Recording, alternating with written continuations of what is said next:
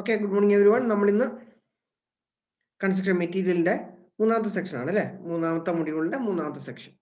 അപ്പോൾ നമ്മൾ കഴിഞ്ഞ ദിവസം സ്റ്റോൺ മേസൺറി അതിന്റെ ക്ലാസിഫിക്കേഷനും കാര്യങ്ങളും ഡെഫിനേഷനും കാര്യങ്ങളും ഒക്കെ നോക്കിയിട്ടുണ്ട്.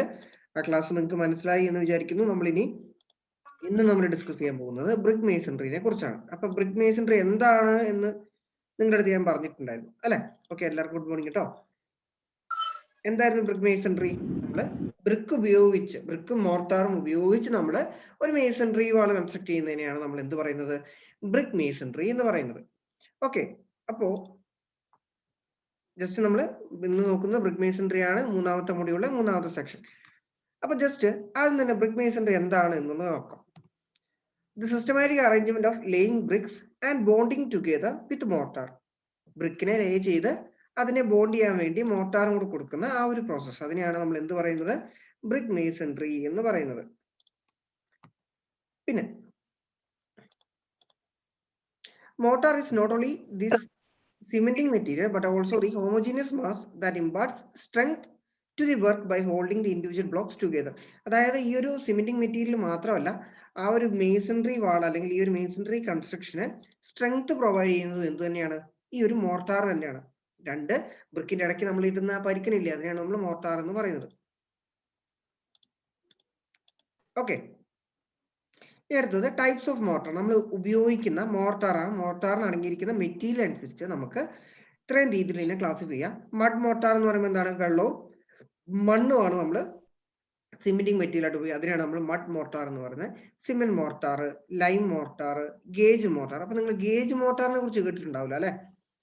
സിമെന്റ് മോർട്ടാർ എന്താണ്? നമ്മൾ സിമെന്റ്, മണല്, വെള്ളമാണ് ഉപയോഗിക്കുന്നത് സിമെന്റ് മോർട്ടാർ. നമ്മൾ ലൈമും സിമെന്റും മാത്രമാണ് ഉപയോഗിക്കുന്നത്. ലൈമും മണലും സിമെന്റുമാണ് ഉപയോഗിക്കുന്നതെങ്കിൽ അത് ലൈം മോർട്ടാർ. ഓക്കെ, പിന്നെ അടുത്ത ഗേജ് മോർട്ടാർ എന്ന് പറയുമ്പോഴത്തേക്കും അതിനകത്ത് അടങ്ങിയിരിക്കുന്നത് എന്തൊക്കെയായിരിക്കും?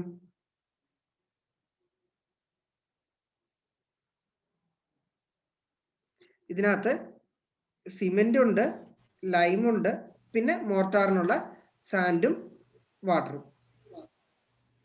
അങ്ങനെ സിമെന്റും ലൈമും ഉപയോഗിക്കുന്ന ആ ഒരു മോർട്ടാറിനാണ് നമ്മൾ എന്ത് പറയുന്നത്? ഗേജ് മോർട്ടാർ എന്ന് പറയുന്നത്. ഓക്കെ അല്ലേ?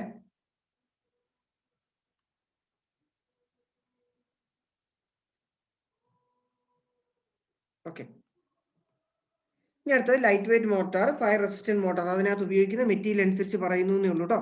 അപ്പൊ ആ ഗേജ് മോർട്ടാർ നിങ്ങൾ ഓർക്കുക. നിങ്ങൾ മോർട്ടാർ കാര്യങ്ങളൊക്കെ നിങ്ങൾ പഠിച്ചതാണ്, ഇനി അത് റിപ്പീറ്റ് ചെയ്യുന്നില്ല. Okay, next one. നമുക്ക് ഈ മോർട്ടാർ അല്ലെങ്കിൽ ബ്രിക്ക് മേസൺറി ആയിട്ട് ബന്ധപ്പെട്ട് നമുക്ക് കുറച്ച് ഡെഫിനിഷൻസ് പഠിക്കാനുണ്ട്. സ്റ്റോൺ മേസൺറി പഠിച്ച പോലെ തന്നെ. അപ്പൊ നമുക്ക് അത് ഓരോന്നായിട്ട് നോക്കാം.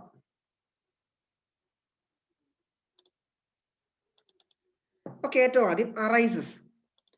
അപ്പം അറൈസസ് എന്ന് ഉദ്ദേശിക്കുന്നത്, ഇപ്പൊ നമ്മൾ ഒരു മേസൺറി, ഒരു ബ്രിക്ക് നിങ്ങളൊന്ന് ഓർക്കുക മനസ്സിൽ. ഒരു ബ്രിക്കിന്റെ ചിത്രം കാണുക. ഇതിനകത്തൊരു ചിത്രം ഉണ്ട്, ഞാനത് ആഡ് ചെയ്യാം.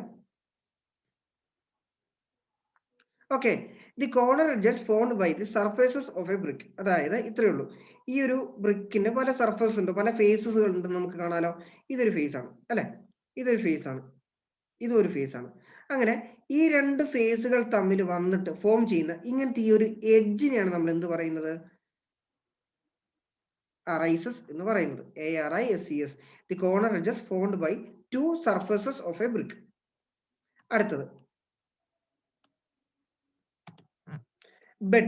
ബെഡ് എന്ന് പറയുമ്പോഴത്തേക്കും നമ്മൾ ഏതൊരു സർഫേസ്, അതായത് നമ്മളിപ്പോൾ മേസൺറി വാൾ കൺസ്ട്രക്ട് ചെയ്യാൻ നേരത്തെ നമ്മൾ കട്ട കൊണ്ടുപോയി റെസ്റ്റ് ചെയ്യുന്ന ആ ഒരു സർഫേസ് ഇല്ലേ, ഏതൊരു സർഫേസ് വെച്ചിട്ടാണ് നമ്മൾ കട്ട ഇങ്ങനെ പതിപ്പിക്കുന്നത്, ആ ഒരു സർഫേസിനാണ് നമ്മൾ ബെഡ് എന്ന് പറയുന്നത്.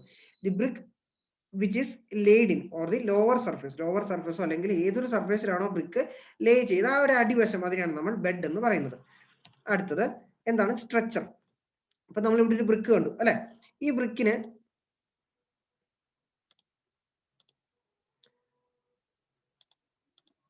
ജസ്റ്റ് നോക്കാം. നിങ്ങൾ ബ്രിക്ക് പഠിച്ചത് കൊണ്ടാണ് ഞാൻ അധികം എക്സ്പ്ലെയിൻ ചെയ്യാത്തത്. എന്നാലും സിമ്പിൾ ആയിട്ടൊന്ന് മനസ്സിലാക്കാൻ ശ്രമിക്കുക. ഇതിന് 4 ഫേസസ് ഉണ്ടല്ലോ അല്ലെ? അപ്പം ഇതിന്റെ ഈ ഒരു ഡയമെൻഷൻ എന്ന് പറയുന്നത് എത്രയായിരിക്കും? 10 സെന്റിമീറ്റർ. ഈ ഒരു ഡയമെൻഷൻ 20 സെന്റിമീറ്റർ, ഈ ഒരു ഹൈറ്റ് എന്ന് പറയുന്നത് 10 സെന്റിമീറ്റർ. ഓക്കെ, ഇത് നമ്മളിപ്പോൾ പറഞ്ഞേക്കുന്നത് നോമിനൽ സൈസ് ആണ്. സ്റ്റാൻഡേർഡ് സൈസ് എന്ന് പറയുമ്പോൾ എത്രയായിരിക്കും? ഈ സൈഡ് എന്ന് പറയുന്നത് 9 സെന്റിമീറ്റർ, ഈ സൈഡ് 19 സെന്റിമീറ്ററും, ഈ ഹൈറ്റ് എന്ന് പറയുന്നത് 9 സെന്റിമീറ്ററും. അത് നമ്മൾ പഠിച്ചിട്ടുണ്ട്. അപ്പം ഈ ഒരു ബ്രിക്കിന്റെ സ്ട്രക്ചർ എന്ന് പറയുന്നത് ഏതാണ്? നമ്മൾ ഇവിടെ കാണുന്ന ഈ ഒരു സൈഡില്ലേ, ഈ സൈഡ്. ഓക്കെ, ആ സൈഡിനെയാണ് നമ്മൾ എന്ത് പറയുന്നത്? സ്ട്രക്ചർ. കാണാമല്ലോ അല്ലെ? ദി സൈഡ് 19 into 9 സെന്റിമീറ്റർ, അല്ലെങ്കിൽ ആ ഒരു സൈഡിനെയാണ് നമ്മൾ എന്ത് പറയുന്നത്? സ്ട്രക്ചർ എന്ന് പറയുന്നത്. അടുത്തത്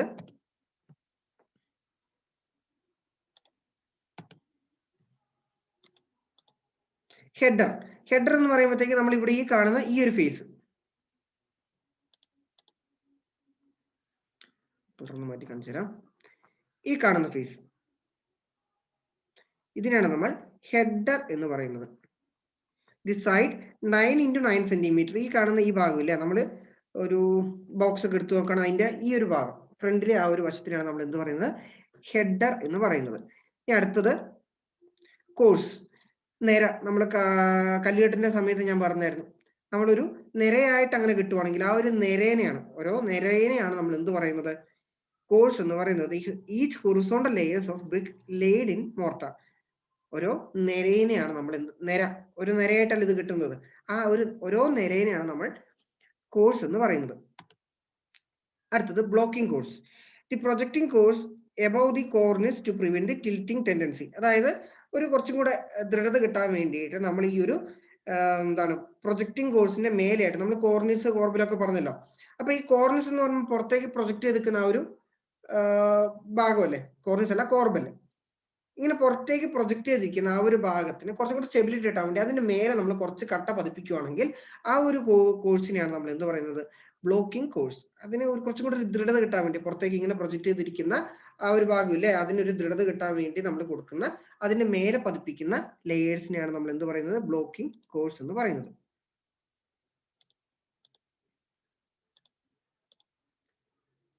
ഓക്കെ ഓക്കെ, ഇതിനകത്ത് റിപ്പീറ്റ് ചെയ്യണോ? ഇതിനകത്ത് ഏതെങ്കിലും റിപ്പീറ്റ് ചെയ്യണോ? ഓക്കെ, ഞാനിപ്പം പറഞ്ഞു വേണേ വേഗം ഒന്ന് കാണിച്ചു തരാം. ഇങ്ങനെ കെട്ടുന്ന ഈ ഓരോ നിരയെയാണ് നമ്മൾ എന്ത് പറയുന്നത്? കോഴ്സ് എന്ന് പറയുന്നത്. ഈ ഒരു കട്ടയുടെ ഈ ഒരു ഭാഗം, മേലത്തെ ഭാഗം എന്ന് പറയുന്നത്, അതായത് ചില സമയത്ത് നമുക്ക് ഇവിടെ ഇങ്ങനെ ഒരു ഡിപ്രഷൻ കാണാറുണ്ട്. ഓക്കെ, അതായത് ഇവിടെ പേരൊക്കെ എഴുതിയിട്ട് ആ ഒരു മേലത്തെ ഭാഗത്തിന് ഒരു ചെറിയ ഡിപ്രഷൻ, അതിനെയാണ് നമ്മൾ എന്ത് പറയുന്നത്? ഓർമ്മയുണ്ടോ? ആ പേര് ഓർമ്മയുണ്ടോ?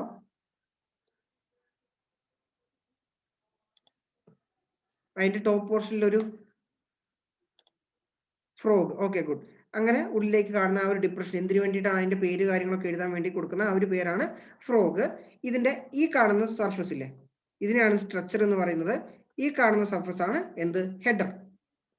ബ്രിക്കിന്റെ ഇത്രയും ഭാഗങ്ങൾ, പിന്നെ രണ്ട് സർഫേസ് ജോയിൻ ചെയ്യുന്ന ഈ ഒരു ഭാഗം അതിന്റെ അറൈസ്. ഓക്കെ, അതൊക്കെ നമ്മൾ പഠിച്ചിട്ടുണ്ട്. അപ്പോ ഇനി അടുത്തതിലേക്ക് പോവാം.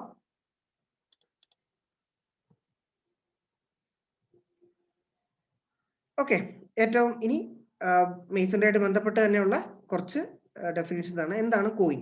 കോയിൻ എന്ന് പറയുമ്പോഴത്തേക്ക് നമ്മളിപ്പം ഒരു കോർണർ, ഒരു മൂലയ്ക്ക് വരുന്ന, അതായത് ഇപ്പോ നമ്മളൊരു വാള് കൺസ്ട്രക്ട് ചെയ്യണമെന്ന് വിചാരിക്കുക, ഇതൊരു ഭിത്തിയാണെന്ന് വിചാരിക്കുക. ഓക്കെ, അപ്പം ഈ ഭാഗത്ത് വരുന്ന അല്ലെങ്കിൽ ഈ ഭാഗത്ത് ലേ ചെയ്യുന്ന ആ ഒരു ബ്രിക്കിനെയാണ് നമ്മൾ എന്ത് പറയുന്നത്? കോയിൻ ബ്രിക്ക് എന്ന് പറയുന്നത്. QUOIN. ഞാൻ കഴിഞ്ഞ ദിവസം പറഞ്ഞിട്ടുണ്ടായിരുന്നു. The external corner of a wall is known as coin.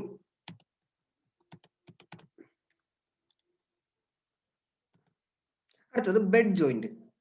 The horizontal mortar joints between any two consecutive courses. രണ്ട് ലെയേഴ്സ് തമ്മിൽ, രണ്ട് കോഴ്സസ്, രണ്ട് നിരക്ക് ഇടയ്ക്ക് കൊടുക്കുന്ന ആ ഒരു മോർട്ടാറിന്റെ ലെയറിനെയാണ് നമ്മൾ എന്ത് പറയുന്നത്? ബെഡ് ജോയിന്റ് എന്ന് പറയുന്നത്. വെർട്ടിക്കൽ ജോയിന്റും ഉണ്ട്, ഹൊറിസോണ്ടൽ ജോയിന്റ് കാണുന്നില്ലേ? അപ്പൊ രണ്ട് നിരക്കിന്റെ ഇടയ്ക്ക് വരുന്ന ആ ഒരു ജോയിന്റ്, അതിനാണ് നമ്മൾ ബെഡ് ജോയിന്റ് എന്ന് പറയുന്നത്. അടുത്തത് cross joint. Joints other than bed joints. അതായത് ഇപ്പൊ നമ്മൾ ഇതൊരു ബ്രിക്ക്, ഇത് അടുത്ത ബ്രിക്ക്, ഇത് അതിന്റെ താഴെയുള്ള ബ്രിക്ക്.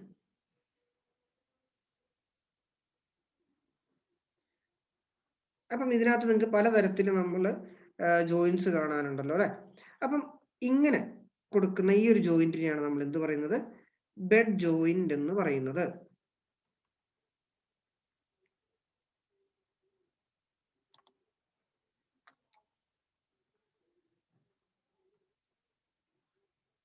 ഓക്കെ, ഈ കാണുന്ന ജോയിന്റ്സ് ആണ് ബെഡ് ജോയിന്റ്. ഈ ബെഡ് ജോയിന്റ് അല്ലാണ്ട് വേറെ ഏത് ജോയിന്റ് ആണെങ്കിലും ഈ കാണുന്നതൊക്കെ എന്തായിരിക്കും? Cross joint.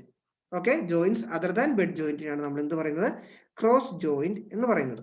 നെക്സ്റ്റ് വൺ എന്താണ്? Perpend. Vertical joints between bricks either in horizontal or in cross directions. അതായത് നമ്മൾ ക്രോസ് ആയിട്ട് കാണുവാണെങ്കിൽ, അതായത് ഇപ്പം നമ്മൾ പ്ലാൻ നോക്കുവാണെന്ന് വിചാരിക്കുക. ഓക്കെ, ഈ പ്ലാൻ അതായത് മേലെ നിന്നാണ് ഇത് കാണുന്നത്. അപ്പം ഇവിടെ നമുക്ക് രണ്ട് രീതിയിലുള്ള ജോയിന്റ്സ് കാണാൻ കിട്ടൂലോ. ഓരോ നിരയിൽ തന്നെ വരുന്നതും വെർട്ടിക്കൽ ആയിട്ട് കൊടുക്കുന്ന ജോയിന്റ്സിനാണ് എന്ത് പറയുന്നത്? പെർപെൻഡ് എന്ന് പറയുന്നത്. Vertical joints between bricks either in horizontal on. അതായത് ജസ്റ്റ് നോക്കുക, ഈ ജോയിന്റ്സ് എല്ലാം തന്നെ വെർട്ടിക്കൽ ആയിട്ട് കൊടുക്കുന്നതും ഹൊറിസോണ്ടൽ ആയിട്ട് കൊടുക്കുന്നതും ആ ജോയിന്റ്സിനെയാണ് നമ്മൾ എന്ത് പറയുന്നത്? പെർപെൻഡ് എന്ന് പറയുന്നത്. ഓക്കെ ആണോ? Perpend, cross joint, bed joint. Okay, ആദ്യത്തേത് അതിന്റെ ആ ഒരു അലൈൻമെന്റ് അനുസരിച്ച് അല്ലെങ്കിൽ കോഴ്സിനകത്ത് എങ്ങനെയാണ് വരുന്നത് അനുസരിച്ച്. രണ്ടാമത്തെ പറയുമ്പോഴത്തേക്കും ഇപ്പം ഇവിടെ കാണുന്നത് ഇതൊക്കെ എന്ത് തന്നെയാണ്? പെർപെൻഡ് തന്നെയാണ്. ഓക്കെ, രണ്ട് വെർട്ടിക്കൽ ജോയിന്റ്സ്. പിന്നെ ഈ രണ്ട് വെർട്ടിക്കൽ ജോയിന്റ്സ് തമ്മിൽ വരുന്ന ഈ ഒരു ഡിസ്റ്റൻസ് ആയിരിക്കും എന്തായിട്ട് വരിക? ലാപ്പ് ലെങ്ത് ആയിട്ട് വരുന്നത്. അത് നമുക്ക് പറയാനുണ്ട്. ഈ കാണുന്ന ലെങ്ത് ഇല്ലേ, ഒരു വെർട്ടിക്കൽ ജോയിന്റിൽ നിന്ന് അടുത്ത വെർട്ടിക്കൽ ജോയിന്റിലേക്ക് കൊടുക്കുന്ന ഈ ഒരു ഡിസ്റ്റൻസ്, ഇതിനാണ് നമ്മൾ ലാപ്പ് എന്ന് പറയുന്നത്. ഓക്കെ, നമുക്ക് ഓരോന്നായിട്ട് എടുക്കാം. അടുത്തത് ഇനി കുറെ ഡെഫിനേഷൻ ഉണ്ട്. ഫേസിങ്. ഫേസിങ് എന്ന് പറയുമ്പോഴത്തേക്ക് എന്താണ്? പുറത്തേക്ക് ഇങ്ങനെ കാണുന്ന ആ ഒരു ഭാഗം, നമ്മളൊരു മേസൺറിന്റെ കാഴ്ചപ്പുറം, അതിനെയാണ് നമ്മൾ ഫേസിങ് എന്ന് പറയുന്നത്. മെറ്റീരിയൽസ് ഫോമിങ് ദി ഫേസ്, ഫ്രണ്ടിലേക്ക് കാണുന്ന ആ ഒരു ഭാഗം. അടുത്തത് ബാക്കിംഗ് എന്ന് പറയുമ്പോൾ എന്താണ്? കാഴ്ചപ്പുറത്തിന് ബാക്കിലേക്ക്. ഇപ്പൊ നമ്മൾ ഒരു ടൈലൊക്കെ ചെയ്യുവാണെങ്കിൽ ആ ടൈൽ എന്ന് പറയുന്നത് ഫേസിങ് ആയിരിക്കും. അതിന്റെ ബാക്കിൽ കാണുന്ന ഭിത്തി അല്ലെങ്കിൽ നമ്മൾ കാണാത്ത ആ ഒരു ഭിത്തി അതിന്റെ ബാക്കിംഗ് ആയിരിക്കും. ഓക്കെ, ഹെർത്തിങ് എന്ന് പറയുന്നത് internal portion between facing and hearting. Facing and backing ആണ്.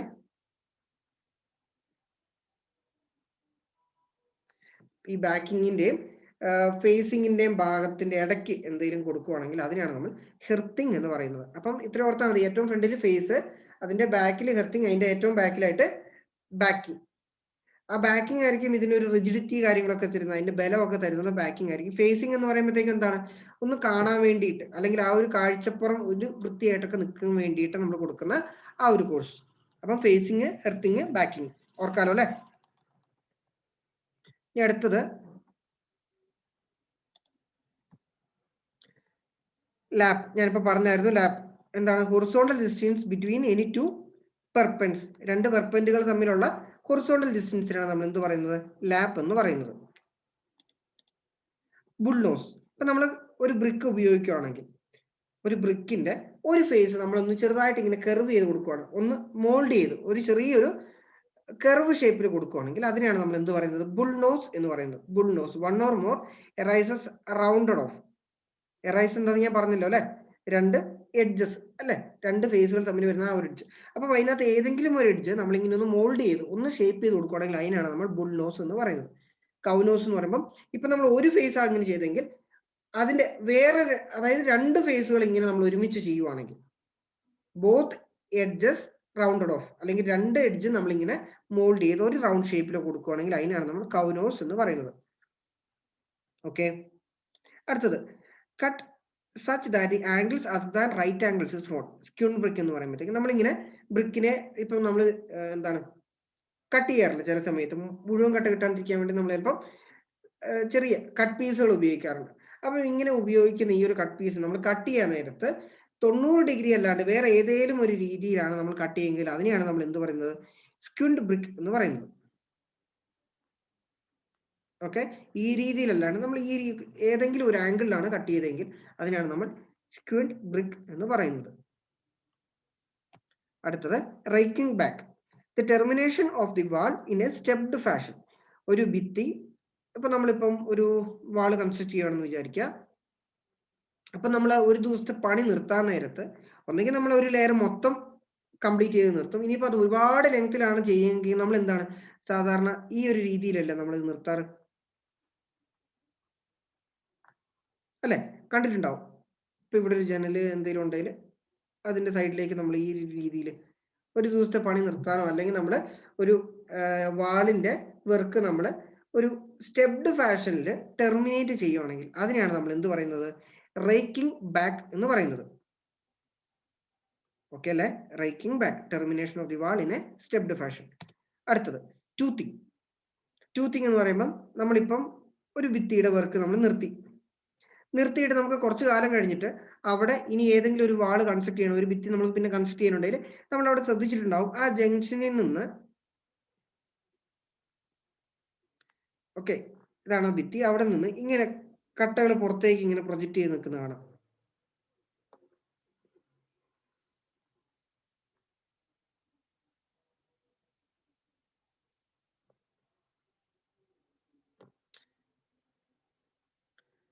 എന്നിട്ട് ഇപ്പൊ കുറച്ചു കാലം കഴിഞ്ഞിട്ട് നമുക്ക് എന്താണ്, ഇപ്പം ഇതൊരു ഭിത്തിയാണ്, ഈ കാണുന്നത് ഒരു ഭിത്തി.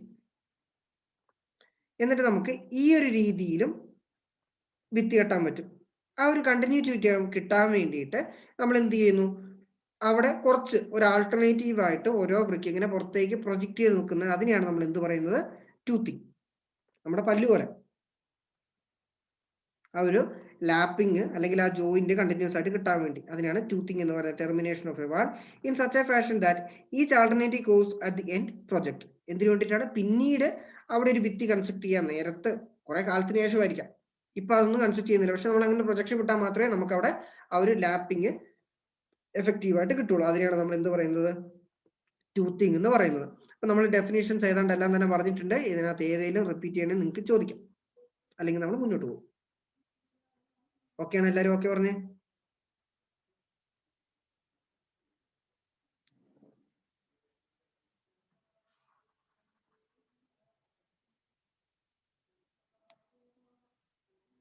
ഓക്കെ, അടുത്തത് ഇപ്പൊ നമ്മള് ബ്രിക്കിനെ കട്ട് ചെയ്യുന്നതനുസരിച്ച് കുറച്ച് പേരുകൾ പറഞ്ഞായിരുന്നു അല്ലെ? അപ്പം അത് ഓരോന്നായിട്ട് ഞാൻ വേഗം ഒന്ന് പറഞ്ഞുതരാം. ഏറ്റവും ആദ്യത്തത്, ഓക്കെ,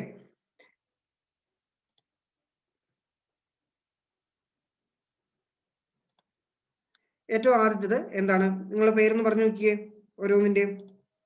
ഫുൾ ബ്രിക്ക്, ഈ കാണുന്നത് ഫുൾ ബ്രിക്ക് ആണെങ്കിൽ ഇത് 10, ഇത് 10, ഞാൻ സ്റ്റാൻഡേർഡ് സൈസ് ആണ് ഇവിടെ എഴുതിയേക്കുന്നത്, സ്റ്റാൻഡേർഡ് അല്ല നോമിനൽ സൈസ്, ഇത് 20. അപ്പൊ ഇതൊരു ഫുൾ ബ്രിക്ക് ആണ്. നമ്മൾ അതിന്റെ ലെങ്ത്, വീതി പകുതിയാക്കിയിട്ട് നമ്മൾ അതിനെ കട്ട് ചെയ്യണം. അതിനെ പറയുന്ന പേരെന്താണ്? വേഗം പറ. അതിന്റെ വീതി ഈ കാണുന്നത് 5 സെന്റിമീറ്റർ, ഈ കാണുന്നത് 20 സെന്റിമീറ്റർ, ഈ കാണുന്നത് 5, ഈ കാണുന്ന ഹൈറ്റ് 10. ഇനി എന്താ പറയാ? Okay, good. ഹാഫ് ബ്രിക്ക് അല്ല, ക്യൂൻ ക്ലോസർ. ഇത് കേട്ടിട്ടില്ല? ക്ലോസർ, CLOSER കേട്ടോ. രണ്ടാമത്തതോ, ഇതിന്റെ ഈ ഭാഗത്ത് ലെങ്ത് 10 ഉണ്ട്, ഇതും 10 ഉണ്ട്, ഇത് 20 ഉണ്ട്. പക്ഷെ ഒരു ഭാഗത്ത് ഇത് എത്രയാ? 10 ഉള്ളൂ, ഈ ഒരു ഭാഗത്ത് 5 ഉള്ളൂ. ഇങ്ങനെയാണെങ്കിൽ എന്താ വരിക? അതായത് ഒരു സൈഡിന്റെ ഹാഫ് ആയിട്ട് അതിന്റെ ലെങ്ത്തും കളഞ്ഞു, ഹാഫ് ആയിട്ട് ഒരു ഭാഗത്ത് മാത്രം അതിന്റെ വിഡ്ത്തും പോയിട്ടുണ്ട് എങ്കിൽ അതിനെയാണ് നമ്മൾ എന്ത് പറയുന്നത്? King closer.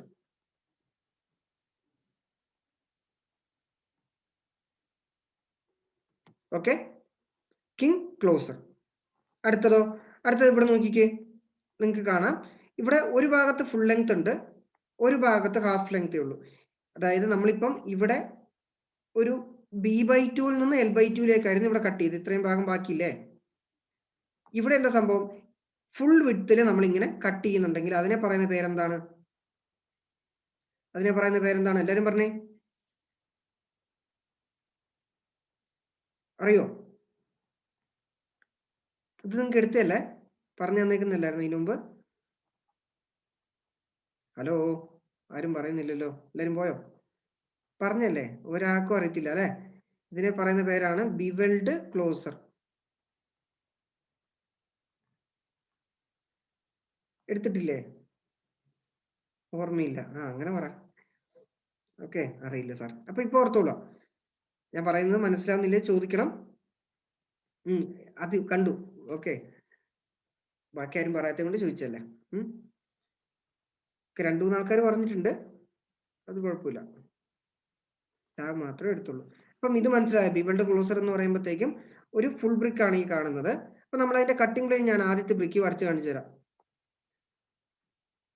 ജസ്റ്റ് നോക്കുക, നമ്മൾ ഈ രീതിയിലാണ് ഫുൾ ലെങ്ത്തിൽ നിന്ന് ഇവിടം വരെ ഈ രീതിയിൽ കട്ട് ചെയ്തു. സോറി, ഫുൾ ലെങ്ത്തിൽ നിന്ന് b/2 വരെ ഇവിടം വരെ കട്ട് ചെയ്തിട്ടുണ്ടെങ്കിൽ ഇതിനെയാണ് നമ്മൾ എന്ത് പറയുന്നത്? ബിവൽഡ് ക്ലോസർ എന്ന് പറയുന്നത്. ഇവിടെ എന്തായിരുന്നു? കിങ് ക്ലോസർ എന്ന് പറയുമ്പോഴത്തേക്ക് നമ്മൾ ഇത്രേ കട്ട് ചെയ്തിട്ടുള്ളൂ, ഈ b/2 നിന്ന് l/2ലേക്ക്. ഫുൾ ഇങ്ങനെ വീതിപ്പാടിന് കട്ട് ചെയ്യുവാണെങ്കിൽ, 2 ഈക്വൽ പാർട്ടായിട്ട് അങ്ങനെ കട്ട് ചെയ്യുവാണെങ്കിൽ അതിനെയാണ് നമ്മൾ എന്ത് പറയുന്നത്? Mitred closer, sorry queen closer എന്ന് പറയുന്നത്. ഇനി അടുത്തത് നമ്മളിപ്പോ പറഞ്ഞേക്കുന്നത് ഏതായിരുന്നു? ബിവൽഡ് ക്ലോസർ വരെ പറഞ്ഞു. ഇനിയിപ്പം നമ്മൾ ഇവിടെ നിന്ന്, അതായത് ഇങ്ങനെയായിരുന്നല്ലോ ഫുൾ ബ്രിക്ക്. ഓക്കെ, ഇവിടെ നിന്ന് ഒരു ആംഗിൾ തീറ്റേന്റെ വാല്യൂ 45 ഡിഗ്രി മുതൽ 60 ഡിഗ്രി വരെയാണ് നമ്മൾ എടുക്കുന്നതെങ്കിൽ, അതായത് ഇവിടെ നിന്ന് 45 ഡിഗ്രി മുതൽ 60 ഡിഗ്രിക്കുള്ളിൽ ഏതെങ്കിലും ഒരു ആംഗിളിൽ നമ്മൾ ഇവിടെ നിന്ന് ഇങ്ങനെ കട്ട് ചെയ്യുവാണെങ്കിൽ, കട്ട് ചെയ്ത് ആ പീസിനെ ഒഴിവാക്കുവാണെങ്കിൽ അതിനെയാണ് നമ്മൾ എന്ത് പറയുന്നത്? Mitred closer. MITRED, mitred closer. അപ്പൊ നമ്മൾ ബിവൽഡ് ക്ലോസർ പഠിച്ചു. മിട്രഡ് ക്ലോസർ ഒന്ന് ഓർക്കുക, അതായത് നമ്മൾ ആ ഒരു എഡ്ജിൽ നിന്ന് എന്ത് ചെയ്യുന്നു? ഒരു 45 ഡിഗ്രിയോ അല്ലെങ്കിൽ ഒരു 60 ഡിഗ്രിയോ അതിന്റെ ഉള്ളിൽ നമ്മൾ അതിനെ കണക്ട് ചെയ്യുവാണെങ്കിൽ, കട്ട് ചെയ്യുവാണെങ്കിൽ അതിനെയാണ് നമ്മൾ എന്ത് പറയുന്നത്? മിട്രഡ് ക്ലോസർ എന്ന് പറയുന്നത്. ഓക്കെ, അടുത്തതെന്ന് വെച്ചാൽ ഒരു ഫുൾ ബ്രിക്ക്, അതിനെ നമ്മൾ ഹാഫ് ആയിട്ട് ലെങ്ത് പകുതിയാക്കുന്ന രീതിയിൽ നമ്മൾ അതിനെ കട്ട് ചെയ്യുവാണെങ്കിൽ ഇതിനെയാണ് നമ്മൾ എന്ത് പറയുന്നത്? ബാറ്റ്. ഓക്കെ, ഇത് കറക്റ്റ് ഹാഫ് ആണെങ്കിൽ ഇതിനെ നമ്മൾ എന്ത് പറയുന്നു? ഹാഫ് ബാറ്റ് എന്ന് പറയുന്നു, l/2 ആക്കുന്നു. ഇനി അടുത്തത്, ഇവിടെ 3/4 ആണ് ഇതിന്റെ ലെങ്ത് എങ്കിൽ അതിനെ നമ്മൾ എന്ത് പറയുന്നു? മുക്കാ ബാറ്റ്. മുക്കാ പാന്റ് എന്നൊക്കെ കേട്ടിട്ടുണ്ട്, അതേപോലെ മുക്കാ ബാറ്റ്. ഇനി ഇവിടെ അതിന്റെ ലെങ്ത് എന്ന് പറയുന്നത് 1/4 ആണെങ്കിൽ നമ്മൾ അതിനെ ക്വാർട്ടർ ബാറ്റ് അല്ലെങ്കിൽ 1/4 ബാറ്റ്. ഓക്കെ, കുഴപ്പമില്ല. അടുത്തത് ഇവിടെ കാണുന്നില്ലേ ഒരു ഡിപ്രഷൻ, ഇതിനെയാണ് നമ്മൾ ഫ്രോഗ് ആയിട്ട് പഠിച്ചത്. അതൊന്നെങ്കിൽ നമുക്ക് പേരെഴുതാനോ അല്ലെങ്കിൽ ആ ഒരു ബോണ്ടിങ് കുറച്ചും കൂടി എഫക്റ്റീവ് ആക്കാൻ വേണ്ടിയിട്ടൊക്കെ നമ്മൾ കൊടുക്കുന്ന ആ ഒരു ഡിപ്രഷനാണ് ഫ്രോഗ് എന്ന് പറയുന്നത്, തവള അല്ലെ. അപ്പോ ഇത്രയും കാര്യങ്ങളാണ് ഇവിടെ നിന്നുള്ളത്. അപ്പോൾ ഓർത്തോളൂ, queen closer, king closer, mitred closer, bevelled closer, half bat, 3/4 bat, quarter bat, frog. ഇത്രയും ടേംസ് ഇവിടെ നിന്ന് നമ്മൾ പഠിച്ചല്ലോ അല്ലെ? പഠിച്ചോ? ഇങ്ങനത്തെ ഏതെങ്കിലും ഒന്നുകൂടെ പറഞ്ഞു തരണോ? ഏതെങ്കിലും ഒന്നുകൂടെ പറഞ്ഞു തരണേ, നിങ്ങൾക്ക് ചോദിക്കാം. ഓക്കെ, കുഴപ്പമൊന്നുമില്ല. ഓക്കെ,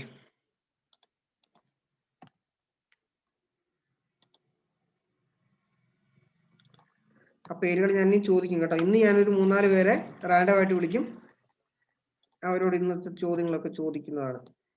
ഓക്കെ, നമ്മൾ ഈ ഒരു ബ്രിക്ക് മേസിന്റെ കൺസ്ട്രക്ഷൻ സമയത്ത് നമ്മൾ കുറച്ച് പ്രിക്കോഷൻസ് എടുക്കാറുണ്ട്. ഏറ്റവും ആദ്യം തന്നെ ആ ബ്രിക്ക് എന്ന് പറയുന്നത് നമ്മൾ പറയുന്ന ആ ഒരു സ്റ്റാൻഡേർഡ് ബ്രിക്ക് അല്ലെങ്കിൽ അതിന്റെ ക്വാളിറ്റീസ് ഒക്കെ കറക്റ്റ് ആയിരിക്കണം. നമ്മൾ ബ്രിക്കിന്റെ ക്വാളിറ്റി ടെസ്റ്റ് ഒക്കെ പഠിച്ചിട്ടുണ്ടാവും അല്ലെ? 1 മീറ്റർ ഫാളിൽ നിന്ന് വീഴുമ്പോഴത്തേക്കും പൊട്ടാൻ പാടില്ല. 2 ബ്രിക്കുകൾ നമ്മൾ കൂട്ടിയടിക്കുമ്പോഴത്തേക്കും ഒരു ക്ലിങ്കിങ് സൗണ്ട് ഉണ്ടാവണം. പിന്നെ നമ്മൾ സ്ക്രാച്ച് ചെയ്ത് കഴിയുമ്പോഴത്തേക്കും നെയിൽസ് ഉപയോഗിച്ച് നമ്മൾ ഫിംഗർ നെയിൽസ് ഉപയോഗിച്ച് സ്ക്രാച്ച് ചെയ്ത് കഴിഞ്ഞാൽ അതിനകത്ത് എന്തുണ്ടാവാൻ പാടില്ല? ഒരു എന്താണ്, പാടൊന്നും വരാൻ പാടില്ല, ഇംപ്രഷൻസ് ഫോം ചെയ്യാൻ പാടില്ല എന്ന് പറയും. പിന്നെന്താണ്, നമ്മൾ അതിനകത്ത് വോയിഡ്സ് ഉണ്ടാവാൻ പാടില്ല, അതിന്റെ കളർ യൂണിഫോം ആയിരിക്കണം, ഓവർ ബേൺഡ് ആവാൻ പാടില്ല, ക്രാക്സ് ഉണ്ടാവരുത്. ഈ കാര്യങ്ങളൊക്കെ നമ്മൾ സ്റ്റാൻഡേർഡ് ബ്രിക്കിന്റെ കുറച്ച് പ്രോപ്പർട്ടീസ് ആയിട്ട് നിങ്ങൾ ബ്രിക്കിൽ പഠിച്ചിട്ടുണ്ടാവും. അതൊന്നും ഓർക്കണം, അത് ഇമ്പോർട്ടന്റ് ആണ്, ചോദിക്കാറുള്ള ഒരു ക്വസ്റ്റ്യൻ ആണ് കേട്ടോ. അടുത്തത്, നമ്മൾ ഇത് കഴിഞ്ഞിട്ട് ഈ എടുത്തിരിക്കുന്ന ബ്രിക്ക് സ്റ്റാൻഡേർഡ് ക്വാളിറ്റീസ് ഒക്കെ റെഡി ആണെങ്കിൽ നമ്മൾ അതിനെ ഒരു 2 മണിക്കൂർ വെള്ളത്തിൽ ഇട്ട് വെക്കാറുണ്ട്. അത് എന്തിനു വേണ്ടിയിട്ടാണ് എന്നാലോചിച്ചു കണ്ടിട്ടുണ്ടോ? നമ്മൾ കട്ട കെട്ടുന്നതിന് മുമ്പായിട്ട് കുറച്ചു നേരം ഒരു ബക്കറ്റിലൊക്കെ കട്ട ഇറക്കി വെക്കുന്നത്. അതെന്തിനു വേണ്ടിയിട്ടാ? ഇഷ്ടിക പറഞ്ഞേ, അൺമ്യൂട്ട് ചെയ്തിട്ട് പറയാം ആർക്ക് വേണേലും. സർ ലെസ് പോറസ് ആവാൻ വേണ്ടിട്ടാണോ? ലെസ് പോറസ് നമുക്കേ അതിനകത്ത്, അതായത് ഈ കട്ട ഉണങ്ങിയിരിക്കുന്ന ഒരു വസ്തുവല്ല, അതിനകത്ത് വെള്ളം വലിച്ചെടുക്കാനുള്ള ഒരു പ്രോപ്പർട്ടി ഇല്ലേ? വലിച്ചെടുക്കാനൊരു സർ സിമെന്റിന്റെ വാട്ടർ അബ്സോർബ് ആവാൻ വേണ്ടിട്ടല്ലേ? അതാരാ പറഞ്ഞേ? അരുണ? ശ്രീരാഗ്. ശ്രീരാഗ്, ഓക്കെ. അത്രേ ഉള്ളൂ. അതായത് നമ്മുടെ ഉണങ്ങിയിരിക്കുന്ന ബ്രിക്കിന് വെള്ളം വലിച്ചെടുക്കാനുള്ള ഒരു ചാൻസ് ഉണ്ട് അല്ലെ? അപ്പൊ എന്താ സംഭവം എന്ന് വെച്ചാല്, ഈ ഒരു മോർട്ടാർ ഇതിന്റെ മേലെ പതിപ്പിച്ച് കഴിയുമ്പോഴത്തേക്കും അതിന്റെ ഹൈഡ്രേഷൻ ആവശ്യമായിട്ടുള്ള വെള്ളം ആഡ് ചെയ്യുന്നുണ്ടല്ലോ നമ്മൾ അതിനകത്തേക്ക് അല്ലെ? അതിന്റെ ഹൈഡ്രേഷൻ, അതായത് ആ സിമെന്റ് കട്ടയാവാൻ പാകത്തിനുള്ള വെള്ളം നമ്മൾ അതിനകത്തേക്ക് ആഡ് ചെയ്തിട്ടുണ്ട്. അപ്പം അതിന്റെ വെള്ളം മൊത്തം കട്ട വലിച്ചെടുത്താൽ എന്ത് സംഭവിക്കും? ആ പരിക്കനായിട്ട് തന്നെ നിൽക്കും. ആ ഒരു ആവശ്യത്തിനുള്ള ഹൈഡ്രേഷൻ പ്രോസസ്സിനുള്ള വെള്ളം അതിൽ നിന്ന് ഉണ്ടാവില്ല. അപ്പം അങ്ങനെ മോർട്ടാറിൽ നിന്നുള്ള വെള്ളം വലിച്ചെടുക്കാണ്ടിരിക്കാൻ വേണ്ടിയിട്ടാണ് നമ്മൾ എന്ത് ചെയ്യുന്നത്? ഈ ഒരു ബ്രിക്ക് 2 മണിക്കൂർ സോക്ക് ചെയ്തിരിക്കുന്നത്. ഓക്കെ ആണോ? എല്ലാവരും ഓക്കെ പറഞ്ഞേ? ഓക്കെ, നമ്മളത് പെട്ടെന്ന് ആലോചിക്കൂല, ഇവർ ഇതിന് മുമ്പ് അത് കേട്ടിട്ടുള്ളത് കൊണ്ടാണ് കേട്ടോ. അപ്പൊ നമ്മൾ അങ്ങനത്തെ കുറച്ച് കാര്യങ്ങൾ കൂടെ, നമ്മൾ സാധാരണ കാണുന്ന കാര്യങ്ങൾ, അത് എന്തിനു വേണ്ടിയിട്ടാണ് എന്നൊക്കെ നമ്മളൊന്ന് അറിഞ്ഞിരിക്കുന്നത് നല്ലതല്ലേ? അപ്പം ആ രീതിയിലൊക്കെ ഒന്നും കൂടെ ഒന്ന് ഓർക്കുക. ഓക്കെ അല്ലേ? അപ്പം അതറിയാത്ത അല്ലെങ്കിൽ ആദ്യമായിട്ട് കേൾക്കുന്ന ആൾക്കാരൊന്നും ടെൻഷൻ അടിക്കണ്ട, ഇവർ ഇതിന് മുമ്പ് ഇതൊക്കെ പഠിച്ചതാ അല്ലെ ശ്രീരാഗ്? സാറേ കല്ല് കെട്ടും പോലെ വെള്ളത്തിൽ നോക്കിയിട്ട് എന്തിനാ ചോദിച്ചാൽ മതി, പോലെ പറഞ്ഞു തരൂ. അത് ഓക്കെ, ഇതിന് ഞാൻ മറുപടി പറയുന്നില്ല. നെക്സ്റ്റ്, അടുത്തത് ബെഡ് ആൻഡ് ഫ്രോഗ്. അതായത് നമ്മൾ അതിനകത്ത് ഏതൊരു ലെയറിലാണ് ബെഡ് ഇടേണ്ടത്, അല്ലെങ്കിൽ അതിന്റെ ഫ്രോഗ് ഏതൊരു സ്ഥലത്താണ് വരേണ്ടത് എന്ന് നമ്മൾ മനസ്സിലാക്കണം. ഓക്കെ, അതിന്റെ ബെഡും ഫ്രോഗും ഒരേ രീതിയിലായിരിക്കില്ല മിക്ക കേസിലും. നമ്മളിപ്പോ സാധാരണ എടുക്കുന്ന ഒരു ഇഷ്ടികയ്ക്ക് ബെഡും ഫ്രോഗും മനസ്സിലാവൂല. ഓക്കെ, അപ്പം ബെഡ് ഏതാണ് ഫ്രോഗ് ഏതാണെന്ന് മനസ്സിലാക്കി അതനുസരിച്ച് കൊടുക്കണം. അല്ലാണ്ട് നമ്മൾ ഫ്രോഗ് എടുത്തിട്ട് തലതിരിച്ച് വെച്ചാൽ എന്ത് സംഭവിക്കും? ആ ഒരു ഭാഗത്ത് അത് ഫിൽ ആവാണ്ടിരിക്കൂലേ? മനസ്സിലായോ? ആ ഒരു ഭാഗത്ത് മോർട്ടാർ ഇല്ലാണ്ട് നിൽക്കും. അതേസമയം ഫ്രോഗ് മേലെ വരുന്ന രീതിയിലാണ് എന്താണ് അതിനകത്ത് നമുക്ക് പരിക്കൻ തേക്കാൻ പറ്റും. മനസ്സിലായോ പറഞ്ഞത്? മനസ്സിലായിട്ടില്ലേ? ചോദിച്ചേ. മനസ്സിലായി എന്നാണോ പറയുന്നത്? എല്ലാം മനസ്സിലാവുന്നുണ്ടല്ലോ, കൊള്ളാലോ പരിപാടി. ഓക്കെ, അപ്പം നമ്മൾ ഫ്രോഗ് മേലെ വരുന്ന രീതിയിലും കൊടുക്കണം. ജസ്റ്റ് ഇത്രേ ഉള്ളൂ. ഫ്രോഗ് താഴെ ബെഡായിട്ട് കൊടുക്കാൻ പാടില്ല. അപ്പൊ നമ്മളത് കമിഴ്ത്തിയാണ്, ഈ ഫ്രോഗുള്ള ഭാഗം നമ്മൾ കമിഴ്ത്തിയാണ് ഇടുന്നതെങ്കിൽ എന്ത് സംഭവിക്കും? ആ ഒരു ഭാഗത്ത് എന്തുണ്ടാവൂല? മോർട്ടാർ ഉണ്ടാവില്ലല്ലോ. അതേസമയം നമ്മൾ ഫ്രോഗുള്ള ഭാഗം മേലെയാണ് ഇടുന്നതെങ്കിൽ നമ്മൾ മോർട്ടാർ തേക്കാൻ നേരത്ത് ആ ഫ്രോഗിന്റെ ഉള്ളിലും അല്ലെങ്കിൽ ആ ഡിപ്രഷന്റെ ഉള്ളിലും എന്തുണ്ടാവും? ഡിപ്രഷന്റെ ഇല്ല, എല്ലാ ബ്രിക്കിലും ഫ്രോഗ് ഉണ്ടാകത്തില്ല. നമ്മളിപ്പോ ഇവിടുന്ന് ഉപയോഗിക്കുന്ന ഇതിനകത്തൊന്നും ഫ്രോഗ് കണ്ടിട്ടില്ലല്ലോ. അത് പല മാനുഫാക്ചറിങ് കമ്പനി അനുസരിച്ചൊക്കെയാണ് അത് വരുന്നത്. ഓക്കെ, അപ്പം അങ്ങനെ എല്ലാ ബ്രിക്കിലും ഉണ്ടാകത്തില്ല. ആവശ്യമുള്ള അല്ലെങ്കിൽ ആ ഒരു കമ്പനീന്റെ ഇതനുസരിച്ചാണ്. ഒരു നല്ല ഹൈ സ്റ്റാൻഡേർഡ് ഉള്ള കമ്പനിയൊക്കെ ആണെങ്കിൽ മാത്രമാണ് എന്തുണ്ടാവുക? ഫ്രോഗ് ഒക്കെ ഉണ്ടാവും. അതിനകത്ത് അവരുടെ പേരൊക്കെ എഴുതാൻ വേണ്ടിയിട്ട്. ഓക്കെ, അപ്പം ബ്രിക്ക് അതിന്റെ മേലെ ആയിരിക്കണം എപ്പോഴും ഫ്രോഗ് വരേണ്ടത്, താഴെ ബെഡ്. ഫ്രോഗ് താഴെ വന്നാൽ എന്ത് സംഭവിക്കും? ആ ഒരു ഭാഗത്തൊരു വോയിഡ് വന്ന് പോകും, സ്ട്രെങ്ത് നഷ്ടപ്പെടും. അടുത്തത് ഹൊറിസോണ്ടലി ലേഡ് വിത്ത് ട്രൂലി വെർട്ടിക്കൽ ജോയിന്റ്സ്. അതായത് ബ്രിക്ക് നമ്മൾ ലേ ചെയ്യാൻ നേരത്ത് ചെരിഞ്ഞൊന്നും പോകാൻ പാടില്ല, അത് ഹൊറിസോണ്ടൽ ആയിട്ട് തന്നെ നിൽക്കും വേണം. അതിന്റെ വെർട്ടിക്കൽ ജോയിന്റ് എന്ന് പറയുന്നത് ട്രൂലി വെർട്ടിക്കലും ആയിരിക്കണം. കറക്റ്റ് കുത്തനെ തന്നെ അതുണ്ടാവണം.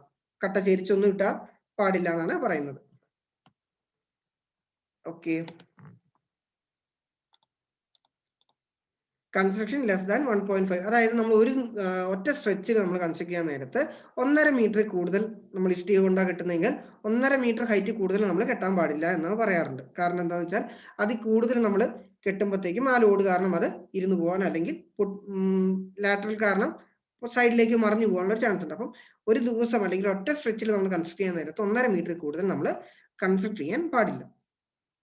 ഏറ്റവും അവസാനം നമ്മൾ ക്യൂറിംഗ് പീരീഡ് ആയിട്ട് 2 to 3 weeks. ക്യൂറിംഗ് പീരീഡ് എന്താണ്? നമ്മൾ അതിനെ നനയ്ക്കാറില്ലേ? അതിന്റെ ബോണ്ടിങ്ങും കാര്യങ്ങളൊക്കെ ഒന്ന് യൂണിഫോം ആവാൻ വേണ്ടിയിട്ട് നമ്മൾ 2 to 3 weeks നമ്മൾ എന്ത് ചെയ്യണം? അതിനെ നനയ്ക്കണം. ലൈം മോട്ടർ ആണെങ്കിൽ 2 മുതൽ 3 വീക്ക് വരെയും, സിമെന്റ് മോർട്ടാറാണ് നമ്മൾ ഉപയോഗിക്കുന്നതെങ്കിൽ 1 മുതൽ 2 ആഴ്ച വരെ നമ്മൾ നനയ്ക്കണം. പിന്നെ നമ്മൾ ഒരു കാര്യം കൂടെ ഓർക്കാനുണ്ട്, ഒരിക്കലും 2 കോഴ്സിലെ വെർട്ടിക്കൽ ജോയിന്റ് ഒരേ രീതിയിൽ വരാൻ പാടില്ല. അതും കൂടെ നോക്കണം. ഓക്കെ,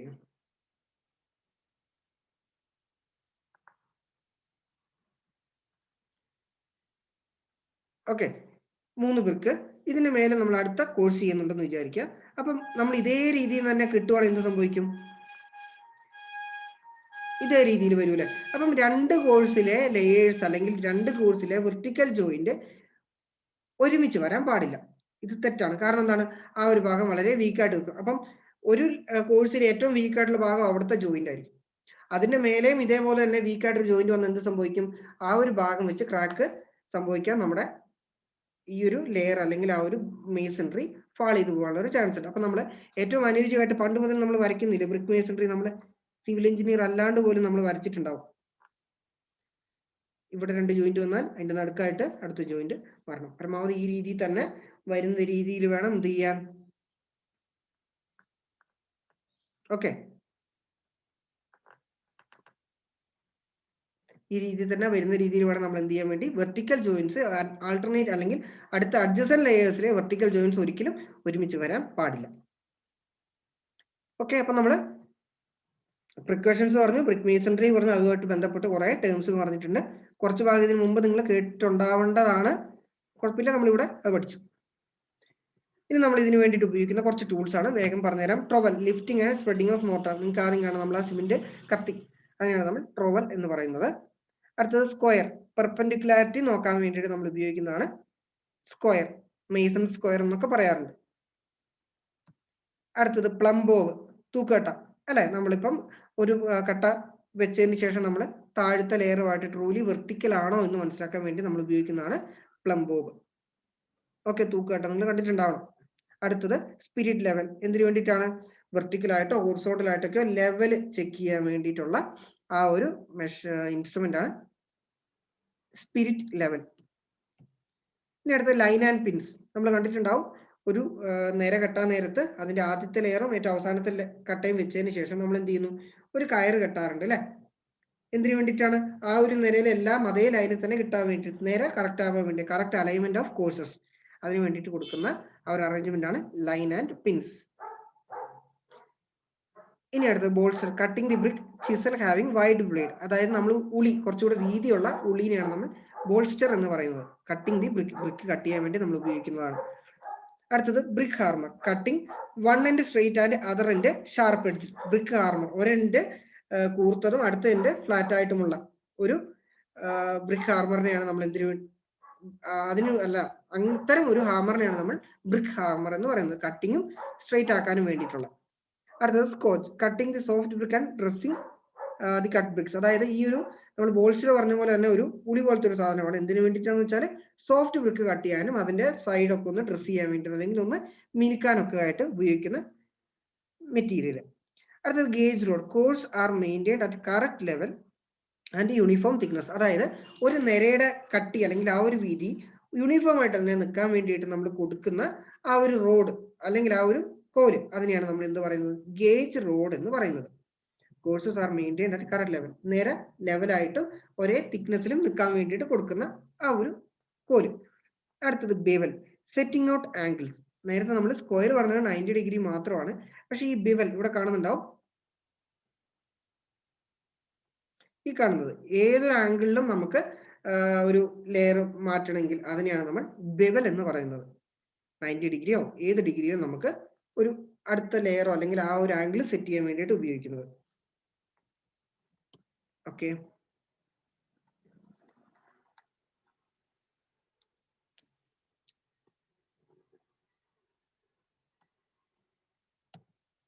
അടുത്തത് straight edge, checking the alignment of the faces.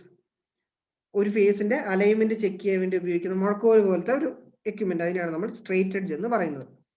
Okay, അപ്പൊ നമുക്ക് ഇത്രയും കാര്യങ്ങളാണ് ഇന്ന് നമ്മൾ നോക്കി. ടൂൾസ് നോക്കിയിട്ടുണ്ട്, മേസൺട്രി നോക്കിയിട്ടുണ്ട്, അതിന്റെ ഓരോ കമ്പോണൻസ് നോക്കിയിട്ടുണ്ട്, ബോണ്ടിനെ കുറിച്ചാണ് ഇനി നമുക്ക് നോക്കാനുള്ളത്. അപ്പം ബേസ് ആയിട്ടുള്ള എല്ലാ കാര്യങ്ങളും ഞാൻ പറഞ്ഞിട്ടുണ്ട്. ഇനി നമുക്ക് ഇത്രയും ബോണ്ട്സിനെ കുറിച്ച് നമുക്ക് ഇവിടെ പഠിക്കാനുണ്ട്.